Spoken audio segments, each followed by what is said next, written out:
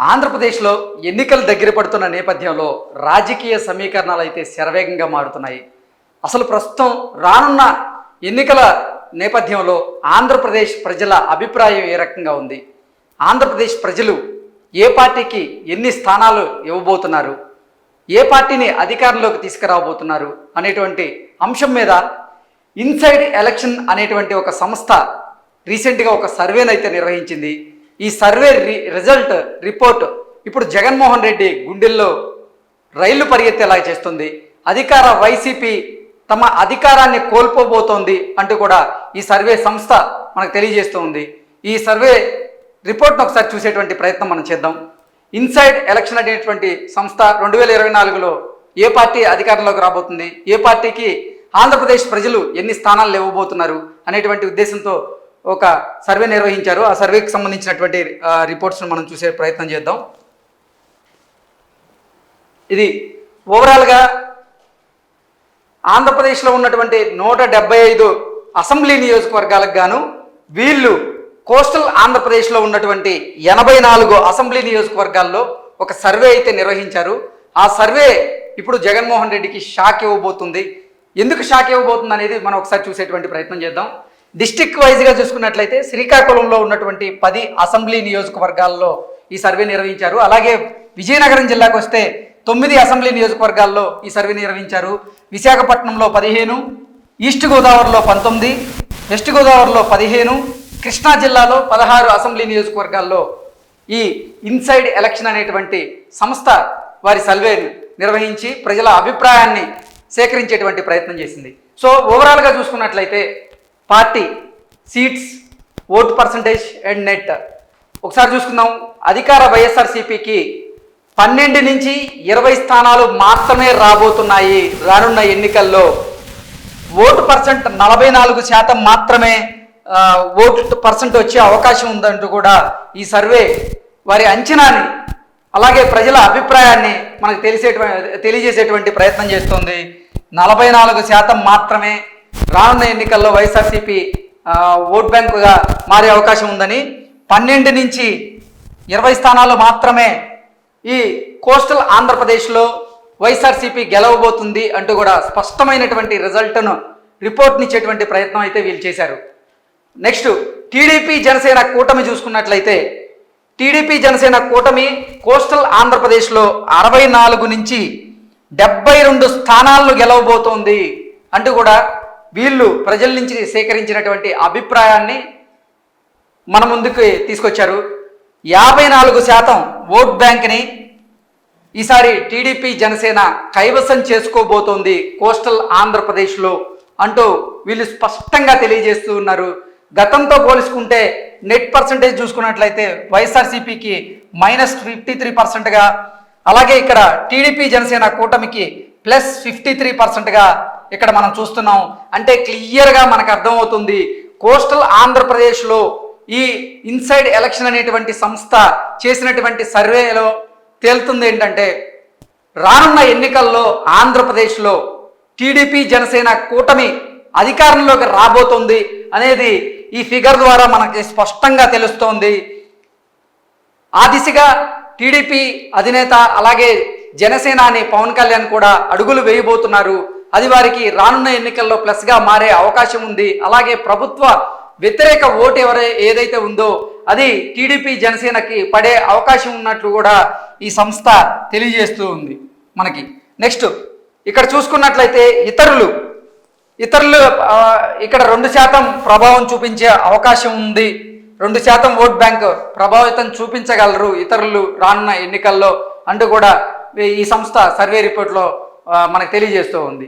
అంటే ఈ ఇతరుల ప్లేస్లో ఇప్పటికే వైఎస్ షర్మిల గారు కాంగ్రెస్ పార్టీలో చేరిన నేపథ్యంలో ఆవిడ రానున్న ఎన్నికల్లో ఆంధ్రప్రదేశ్లో పోటీ చేసే అవకాశం ఉంది. అలాగే ఏపీసీసీ ప్రెసిడెంట్ పదవి ఆవిడకి దక్కే అవకాశం ఉంది.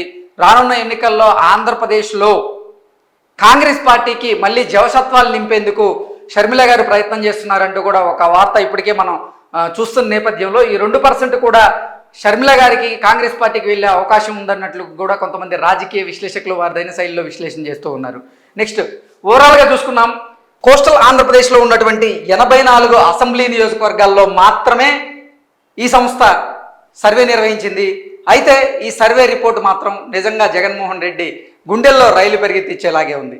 ఎందుకంటే స్పష్టంగా తెలియజేస్తుంది, రానున్న ఎన్నికల్లో వైఎస్ఆర్సీపీ అధికారాన్ని కోల్పోబోతోంది. రానున్న ఎన్నికల్లో వైఎస్ఆర్సీపీ తమ అధికారాన్ని కోల్పోబోతోంది. అలాగే టీడీపీ జనసేన కూటమి అధికారాన్ని చేజిక్కించుకునేలాగే ఉంది అంటూ కూడా ఈ సర్వే సంస్థ మనకు తెలియజేస్తూ ఉంది.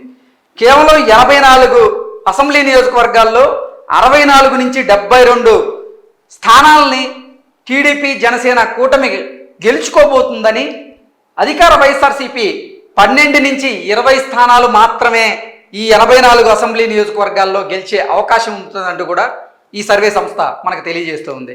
గత ఎన్నికల్లో మనం చూసుకున్నట్లయితే రాయలసీమలో ఉన్నటువంటి 52 అసెంబ్లీ నియోజకవర్గాల్లో వైఎస్ఆర్సీపీ పాగా వేసింది 49 నియోజకవర్గాల్లో.